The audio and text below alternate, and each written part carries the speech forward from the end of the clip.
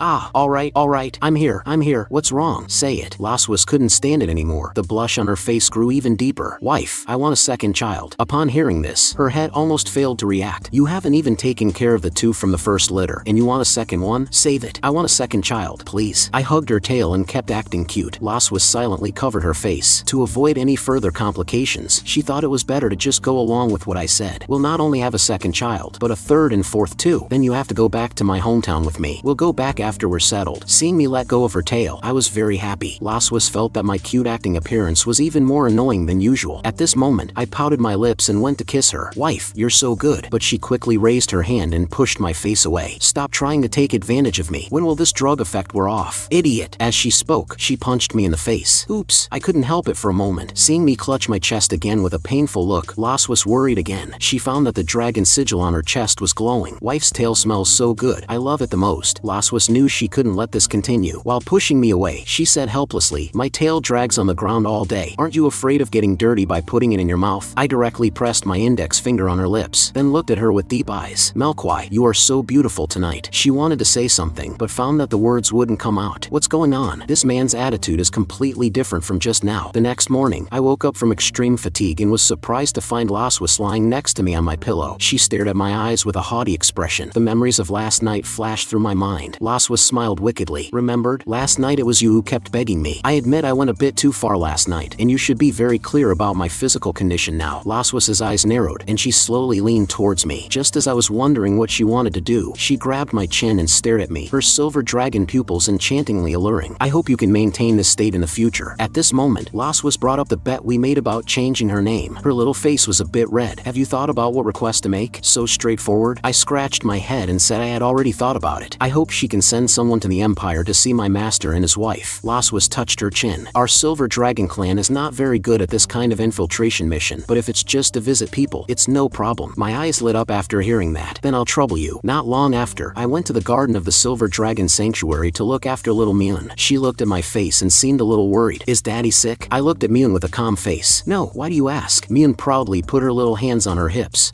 Mommy told me everything. Daddy ate the medicine himself that day. Daddy is a man. A man can't say he's sick. This remark made me very embarrassed. That she-dragon even tells the children such things. Don't I have any face? Isn't daddy better yet? Is the medicine not strong enough? Or did you eat too little? If you ask any more, it will be rude. Mune noticed that my mouth was bleeding and was full of worry. She came up and hugged me tightly. Mune can't live without daddy. Daddy, please don't die. Woo-woo. I quickly smiled and stroked her head, saying that I was really fine. Mune is indeed Laswas's daughter. She's just like her in being merciless with her words. I immediately changed the subject. How about daddy makes you a new toy today? The little dragon girl's eyes lit up. Mune loves toys the most. Not long after, I had finished a delicate little Rubik's Cube and happily handed it to Mune, letting her twist it as she pleased. I had learned the principles of some simple mechanical linkages in my alchemy and mechanics class at school, and I never thought I would use it today while taking care of my child. Am I a natural at taking care of children? Suddenly, I felt the gaze of a dragon. I thought it was Laswas peeking, but after turning my head, there was no sign of that she-dragon. Mune asked me with confusion what was wrong. After I told her it was nothing, I remembered that direction was where Noah was doing her physical training, but that child wouldn't take the initiative to come and join us, so I should make a Rubik's Cube for her too. When Noah went back to her room to sleep at night, looking at the sleeping Mune, she found the Rubik's Cube I made during the day next to her. Under the Rubik's Cube was a note. A toy for Noah. Try to restore it. She complained haughtily. I'm not interested in this kind of toy for little kids, but she still tried to twist it a few times. The clear mechanical clicks from her fingertips made Noah's little face turn slightly red, but the next day, Mune found that her sister had been acting a little strange lately, often hiding things in a box under her bed. So while her sister was away, she secretly checked to see what good things were inside. Detective Mune on the case. Inside were a Rubik's Cube, the name Leon had written, a fragment that had fallen off the black old chariot, and a piece of paper with her sister's name written on it. It seemed that everything was related to Daddy. Mune had a triumphant expression. I understand. There's only one truth. Actually, my sister. Unbeknownst to her, Noah had already appeared behind her. She directly covered Mune's mouth, tied her up with bandages, and haughtily held up the treasure chest. Don't peek. It turned out that the Silver Dragon Queen, in order to create a false image of a harmonious and loving dragon family, decided to take the whole family on a trip to the Sky City. It was because her daughter was about to start school, and St. Heath Academy was a noble academy among the dragons, with strict standards for admitting students. The academy believed that whether they were cocoon-born or born through normal parental reproduction. Only in a harmonious, loving family that upholds dragon clan ideals could qualified young dragons be cultivated, and the academy only admitted such students. After the Silver Dragon Queen flew us to the Sky City, I reached the ground and opened my arms to catch Mune. She asked with an expectant look, "Daddy, why didn't you turn into a dragon just now?" Mune wants to see Daddy turn into a dragon, and I could only smile awkwardly. At this moment, I wanted to die. Dragon slaying Daddy is very good at it, but as for turning into a dragon, let's just forget about it. Seeing my lack of action, Noah crossed her little arms and said softly, "You can't transform, can you?" Seeing my flustered look, Laswa smiled calmly. "Your daddy's body hasn't fully recovered yet, so he can't transform into a giant dragon for now. When Daddy's body recovers, he'll transform for you to see. Then Daddy, you must get well soon. Daddy will try his best." Although I knew it was impossible, Laswas and I, each holding one daughter's hand, walked towards the entrance of the Sky City. Passing through the city gate, we officially entered the City of Dragons. As far as the eye could see, there were dragons with tails. Mune and Noah were also seeing this scene for the first time, and I couldn't help but swallow, my legs trembling slightly. Laswas glanced at me. This guy must be seeing so many dragons for the first time since he woke up from his coma. Then she snorted with a laugh. Scared? Scared? Can't you see I'm excited?" I pointed to the dragon citizens ahead. "The streets are full of merits. Taking them back would make us rich." Laswas silently covered her face. "The dogman's occupational disease is acting up again, isn't it?" My worries were really unnecessary. Soon, our family of 4 arrived at a photo studio. The photographer was a middle-aged she-dragon wearing glasses. "Welcome, Your Majesty the Silver Dragon Queen. It is a great pleasure to serve your family." Then the staff wanted to take us to try on clothes. Seeing the artistic photos everywhere, the 2 little dragon girls were overjoyed. I leaned close to Laswas's ear and asked in a low voice, "Aren't you the Silver Dragon Queen? Why do you have to come to the shop yourself to take pictures?" It turned out that the dragon kings of a clan could only command the people of their own clan, and the dragons of the Sky City did not belong to any clan. I took the opportunity to tease her. "Then your position as queen is a bit low." In the next second, my leather shoe was stepped on by her golden high heel. Laswas haughtily continued walking forward. "Anyway, it's higher than yours." Selena's photography skills were top-notch in the dragon race. After she and the Silver Dragon Queen exchanged some pleasantries, she learned that I didn't like to show my tail, and the Silver Dragon Queen asked her to pick a suit with no tail for me. In fact, before coming to the Sky City, Laswas had tried to make me wear a dragon tail decoration, but it was strongly rejected by me. This concerned my dignity as a dragon slayer. As a veteran photographer, Selena did not show much surprise, because there were quite a few dragons who did not like to show their tails. After some time, the 2 daughters changed into beautiful dresses. When I came out in a white tailless suit, Mune was very excited and praised, "Wow, Daddy is so handsome." Selena also thought it suited me very well. The prince consort must have been very popular before, right? However, the last time I wore a formal suit was at my school graduation ceremony. After collecting my thoughts, I looked at my unsociable older daughter. "Noah, what do you think?" She shyly averted her eyes and stammered, It's quite handsome." I walked up and stroked their heads. "Your dresses are also very cute." Then Laswas also changed. It was a black off-the-shoulder dress, which looked particularly charming on her. My 2 eyes were fixed on her. After she saw my infatuated look, I scratched my head awkwardly and praised her for her suitable clothes. Laswas, however, showed a slightly regretful expression. "I think it would be better if you had a tail." "I will never wear a tail in my life." At this moment, Mune waved for us to come over quickly to take a family photo. Selena said politely, "We're about to take the picture. Your Majesty, Prince Consort, please move a little closer." But we both resisted inwardly, still keeping a little distance. Then, under Selena's guidance, a series of intimate family photos were finally taken. Mune was very happy today. The Silver Dragon Queen and I also pretended to be a loving couple, making a heart shape with her tail, and there were also photos of us looking into each other's eyes. Selena commented that we really looked like a married couple. The photos would take 6 hours to develop. During this time, we decided to take a good look around the Sky City. The 2 little dragon girls ran hand in hand in front, and Laswas and I followed not far behind them. I never thought I would one day go shopping with this she-dragon, but she said haughtily that this was just to maintain our family image, and Noah is taking this entrance test very seriously. "You've both worked hard for a month, so it's good to relax once in a while." I saw the daughters at a balloon shooting stall, Mune's eyes shining as she looked at a cute teddy bear. But after Noah picked up the toy gun and shot at the balloons a few times, she didn't hit a single one. I was slightly surprised. They have this kind of shooting game here too. Seeing Noah's pouting face, the result was probably not ideal. Laswas explained to Noah that the bullets of this toy gun were gathered by magical energy, which also required a certain degree of fine control over energy, but it was indeed a bit difficult for Noah. At this moment, the stall owner invited us. "Would you 2 like to try? Your daughters look like they really want it." In fact, the stall owner let the children try it out specifically to attract the parents to be the big spenders. I looked down at my 2 daughters. "Do you want that pair of teddy bears?" Although they answered no, from their expressions, they really wanted them. So I asked the stall owner for 10 bullets, and my wife would pay for it. This she-dragon was a little surprised. surprised. I haven't held a gun in a long time. The last time was at the Dragon Slaying Academy. I fired the first shot, and the bullet went wide. The boss was secretly laughing behind my back because he had tampered with the toy gun, so no matter who came, it was not easy to hit the target. Unbeknownst to him, in the next second, his eyeballs almost fell out of their sockets in shock. The remaining 9 shots all hit. It seems my luck is good. The first shot just now was to test the sights. I didn't expect to hit all of them later. Noah and Mune's eyes lit up. Daddy is so amazing. Laswas also rarely praised me. Not bad. The stall owner handed me 2 small teddy bears, secretly hoping I would leave quickly. I gave the teddy bears to my 2 daughters respectively, and they happily thanked Daddy. Laswas never thought that although I was usually a bit unreliable, every time I got serious, I had a special charm. Suddenly she found me staring at her. Actually, I saw this she-dragon with empty hands, so I asked the stall owner for another 10 shots. I finally gave that profiteer a piece of my mind. A she-dragon holding her daughter passed by and was also attracted by us. Mommy, I want that one too. Laswas looked bewildered, holding a large teddy bear in her arms. Then she said with some dissatisfaction, if it were up to me, I would just persuade them not to waste time on that childish game. They're out to have fun, as long as they're happy. What, you don't like it? Since you're here, I can't let you go back empty-handed. Laswas gently rested her chin on the bear's head. Bears, as a species, are just unpalatable food, not even worth eating, but this thing made into a toy pillow is quite cute. Then she shyly walked forward. Come find me after dinner tonight. Back at the Dragon Fortress, the 2 daughters opened the family photos taken today. Mune happily wagged her tail. Daddy and Mommy look so good together. I, on the other hand, opened a separate package and found a card attached to the photo. Laswas and I read the contents of the card together. May the silver radiance forever shine in the eyes of the one you love. In the next second, our little faces instantly turned red, and we said in unison, who's in love with him? Her. There must be some mistake. Let me handle this photo. You handle it. Late at night, I remember I had to go find Laswas. Just as I was about to knock on her room door, I found it unlocked. The living room was empty when I walked in. It turned out I had come early. She was still taking a bath in the bathroom. As I was trying to calm myself down, Laswas walked out of the bathroom. She was wearing a light purple slip dress, her damp silver hair draped over her shoulders. Where do you want it? Living room or balcony? I was slightly stunned after hearing that. The balcony isn't a good idea, is it? Then in the living room, it's the same everywhere anyway. I let out a long sigh and slowly closed my eyes. Then let's do it. After speaking, I spread my arms and lay down on the sofa. I heard Laswas say softly from the side, what are you doing? I opened my eyes with some embarrassment. Did I misunderstand something? Laswas snorted with a laugh and said with a hint of disdain and teasing, Mr. Casmod, you're quite insatiable, aren't you? But tonight is not suitable. Let's do it another day. Saying so, she placed a thick stack of test papers on the table. These are the past test questions for the St. Heath Academy's family assessment for naturally born families. They are all about the couple's living habits and personality experiences. We need to align our stories in advance to avoid being unable to answer and affecting Noah's admission evaluation. I found that these were all boring questions from a couple's chemistry game. I then asked Laswas in order, what's your favorite color? Laswas blurted out, black. Then she asked back, what about you? Silver. After answering, we both looked at each other's hair. My black hair, her silver hair. In the next second, we shyly turned our heads away. Just a coincidence. Just a coincidence. Laswas said haughtily, anyway, let's first test our understanding of each other. After 2.5 minutes of testing, the results were out. My score is higher than yours. It seems I know the queen better. Laswas snorted in defiance, then carefully looked at my answer sheet again. I didn't expect him to even notice small habits like which sitting posture I prefer and how I place my tail most comfortably. He observes quite closely usually. The mistakes were all I'm guessing my thoughts. I've always been used to keeping everything to myself and never telling others, so it's normal for him to guess wrong. Perhaps, this person, seeing Laswas staring at me since the beginning, could it be that she's holding a grudge against me because my score is higher than hers? I chuckled and put my hand on her shoulder. We haven't spent much time together, so it's normal not to get a high score. For Noah's sake, let's try to get to know me more deeply. Seeing my serious expression, Laswas couldn't help but feel her face burn and her heart race. She slapped an answer sheet on my face. Less nonsense. Hurry up and write down your correct answers. By the way, did you write this wrong? You actually said you've never been disappointed in me? If I have to say, it's that the dragon vigor was too little last time.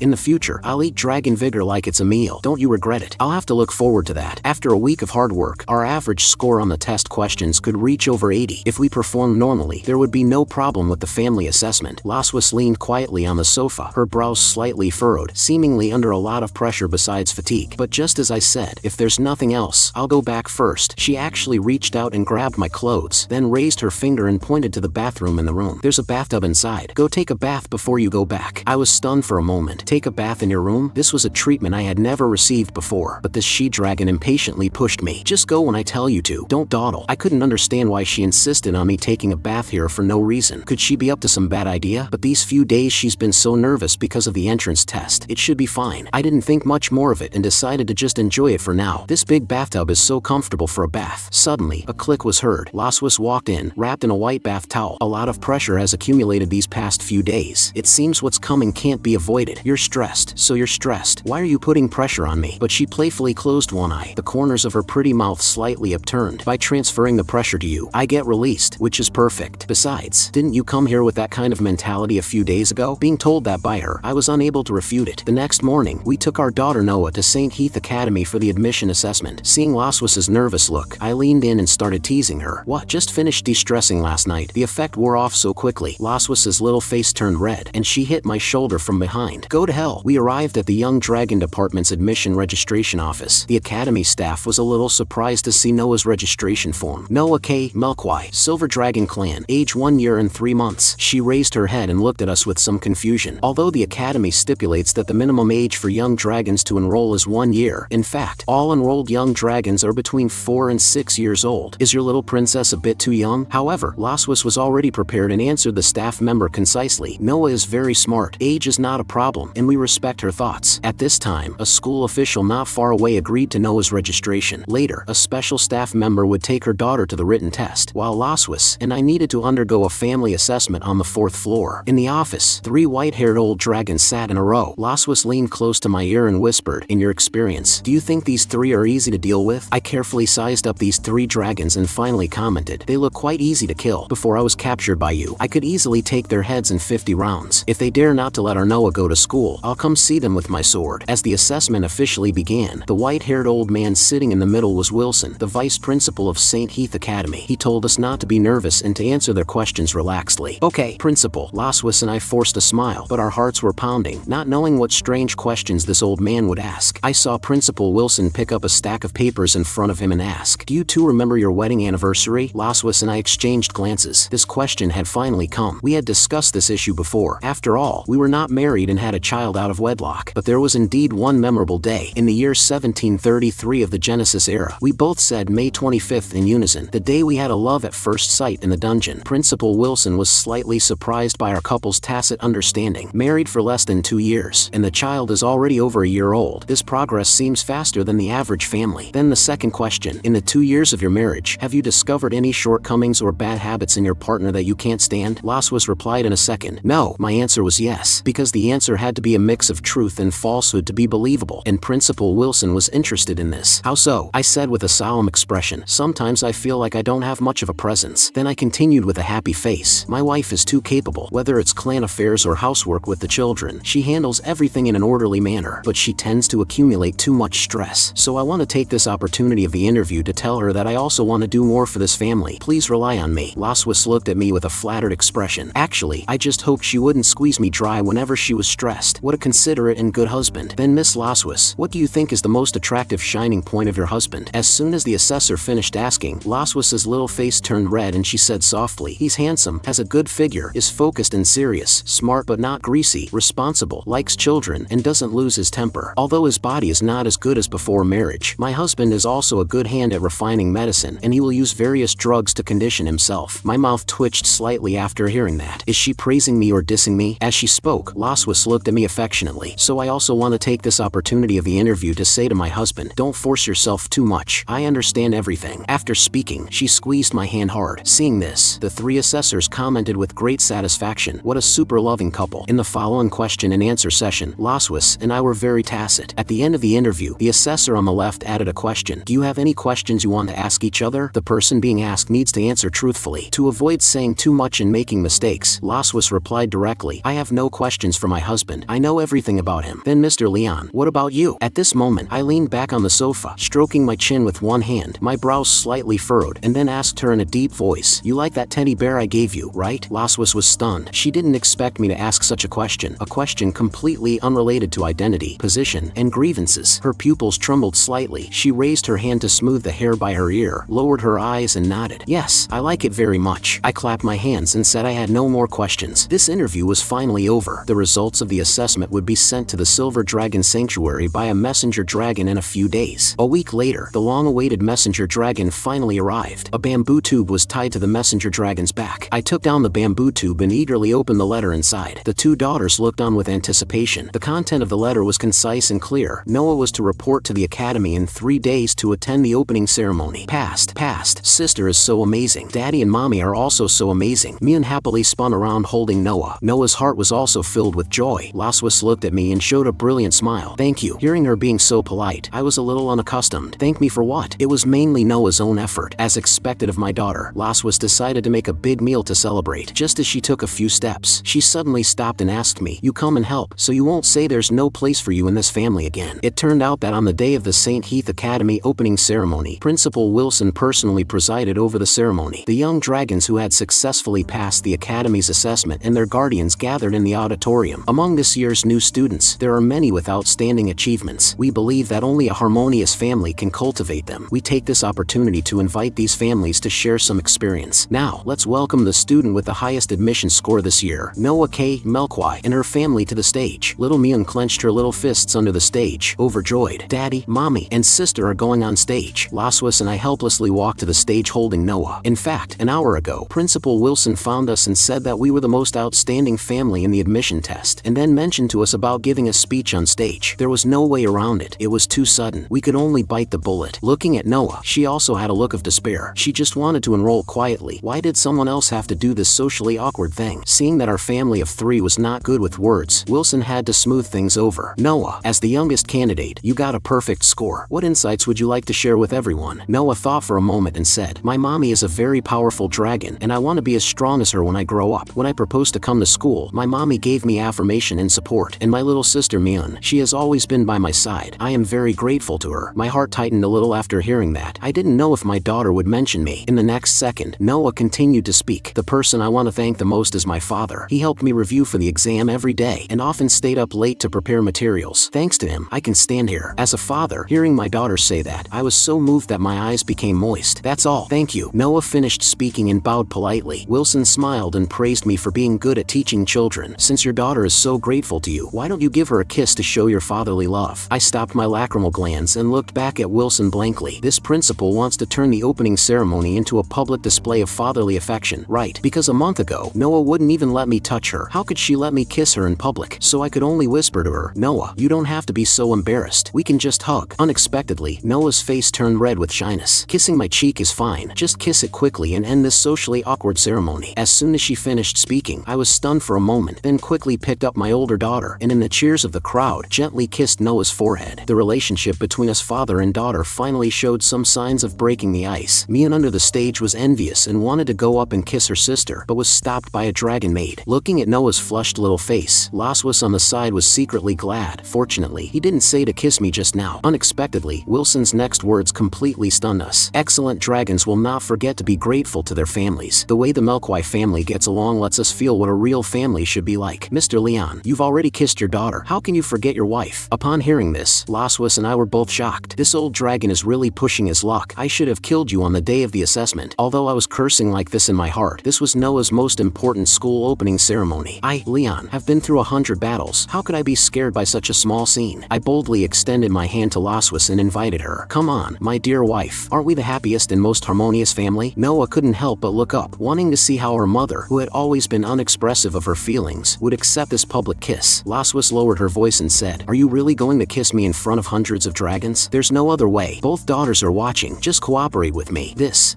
is so embarrassing." After we got together, we had basically done everything we should have, but we had never kissed, except for that fateful day 2 years ago. As I got closer, Laswas's cheeks became redder and redder. "Forget it. Whatever." She closed her eyes tightly, anticipating that kiss. Then, a warm touch came to her right cheek, but only for a brief moment. After Laswas opened her eyes, she looked at me with surprise and joy, then touched her kissed little face. But the melon-eating dragons under the stage were still catcalling. "Why not kiss on the lips? One more kiss." I smiled politely and said this was all I could do. Then I turned to look at Laswas and whispered with some smugness, "Finally de-stressed." She was furious in her heart. "How dare you use me to de-stress? If it weren't for the crowd here, I would have pinned you to the ground." Seeing that the process was almost over, Wilson also stood up to smooth things over. "Thank you very much to this year's model family for bringing us laughter and joy. Please go down and rest." The ceremony ended, and Noah was about to start her academy life. Our family of 4 said goodbye at the academy gate. Laswas was not good at expressing herself. "We're about to leave. We'll come pick you up next weekend. You must take good care of yourself." Mune said a lot to her sister, but the core theme was only one. Sister must miss Mune. "I will miss you." Finally, it was my turn. I walked up to Noah Noah and half knelt down. Remember to eat on time. Don't be a picky eater. Study hard. If you don't understand something, wait until the holiday to come home and ask me. If you get sick, you must go to the academy's school doctor. You must not be stubborn. Noah listened carefully and remembered. I'm not a child anymore. Then I pointed to the she-dragon behind me. Actually, these words were said by your mother when she was drunk. She was too embarrassed to say them to you in person, so I'm doing it for her. If you meet classmates with bad personalities in the academy, stay away from them, but if they dare to bully you, just fight back. Daddy's got your back. Noah held back the corners of her upturned mouth. Did you do that when you were in school? It's just that every time I fought at school, your grandfather would take me back and beat me up. But don't worry, your dad won't beat you up for such a small thing. Noah obediently nodded. I remember. I will take good care of myself. It turned out that in the Silver Dragon Sanctuary Queen's study, Laswas was bent over her desk, studying a compendium of blood magic. The seduction of blood was a charm magic that could only be used once in a lifetime. Using blood as a medium, the caster would fall into a state of extreme weakness and fatigue. Laswas's thoughts stirred slightly, and she murmured, so that's another reason why Leon was unconscious for 2 years. With a little modification, it might become a good way to play. Just then, a figure flew into the room, and she was a little surprised. The person who came was her trusted handmaiden, Shirley. She had previously instructed her to investigate the matter of Ted Lawrence and his wife, but Shirley expressed great apology. She had not found any trace of the two in the Empire, as if they had disappeared, their information completely erased. Laswas frowned slightly. According to Leon, his master was just an ordinary old farmer, but now it seems he's not that simple. Continue to investigate while ensuring your own safety. Inform me immediately if there is any news. The next day, in the practice field in the back courtyard of the sanctuary, I was playing a night game with Mune. Come, like me, swing the stick down hard. Mune's eyes had learned, but her hands had not. She swung the wooden stick wildly without any order, so I taught her the exercises step by step, hand in hand. This scene was also seen by Laswas. Seeing her mother and the dragon maid approaching, Mune happily greeted them. I also turned my head to look. It turned out she had finally returned after a day of inspection. Laswas rubbed Mune's little head. Did you listen to Daddy at home today? Yes, Mune was very obedient. Daddy also taught Mune how to hold a sword. It's almost time for dinner. I've instructed the chef to make steak. Go change your clothes first. Mune excitedly clenched her little fists. Great, because she loves steak. After the dragon maid led Mune away, Laswas was about to say something to me, but before she could finish, I swished and swung a tree branch at her, finally stopping steadily at her throat. Laswas didn't flinch, finally decided to make a move on me. Pointing a weapon at me in the Silver Dragon Sanctuary is a capital crime, punishable by extreme punishment. I quickly explained, Your Majesty, you call a tree branch a weapon? Weren't you once the strongest dragon slayer? This branch can also be a weapon for killing in your hands, right? Hearing her say that, I put down the branch and sighed softly. She-dragon, if you want to praise someone, just praise them. Why be so sarcastic? Laswas said haughtily, Who praised you? I explained to her honestly, I just wanted to scare you, but if you're not scared, it's no fun. But she felt that with my current physical condition, I couldn't hurt her with a small branch. Then we sat on a long bench. Laswas mentioned that Noah had written her a letter yesterday. The letter said that she had been doing well in the academy these few days and told us not to worry. Although the content was short, it was already rare for her to take the initiative to write back to report her safety. I pondered for a moment and commented, in this respect, she is very much like you, always with a straight face, making it hard to guess what's on her mind. But as long as you find the right way, it's still very pleasant to get along with her. Laswas also told me a secret. Noah actually admires you a lot. She has a very typical dragon mentality, admiring the strong and yearning for the strong. You are now a top student in her heart, so she said she wants to get many firsts in the academy and absolutely doesn't want to lose to you. Hearing this, I smiled with relief. I thought in her heart, her old man was just a weak bookworm. Laswas, while taking off her high heels, continued, When you just woke up, Noah always hid from you, but in fact, during your coma, she often ran to see you. Occasionally when I discovered her, she would make an excuse that she was looking for Mune. When they were little and cried, no one could coax them, but as long as they were placed by your side, they would immediately become quiet. Perhaps before they were conscious, the blood relationship had already tightly connected you together. Hearing the word blood relationship, a strange feeling of relief rose in my heart. I am an orphan. I never experienced parental love as a child and didn't know what family affection was. At the age of 5, my master and his wife adopted me. Even without a blood relationship, they treated me like their own son. I had the concept of home for the first time, but occasionally a sense of melancholy would arise in my heart, wishing that my master and his wife were my real parents. I remember my master's wife once said to me, You will also become someone else's daddy in the future. They will be the family you want to love, protect, and give everything for with all your might. A family of blood. The thought of this made me clench my fists. They are the family I cherish the most now. Laswas looked at me with confusion. What are you daydreaming about? We should go back. Coming back to my senses, I smiled awkwardly. Thank you for telling me this. Then let's go back. But Laswas used her foot to push her high heels towards me, then said with a wicked smile, Since you want to thank me, then help me put on my shoes. This remark made me full of question marks. Last time helping you wash your feet was humiliating enough. And you still want me to put on your shoes? Don't have any face? But before I could finish, Laswas's foot slapped directly onto my face. You stinking man, I haven't settled the score with you for that kiss at the opening ceremony, and now you won't even help me put on my shoes? Others don't even have the qualification to help. Alright,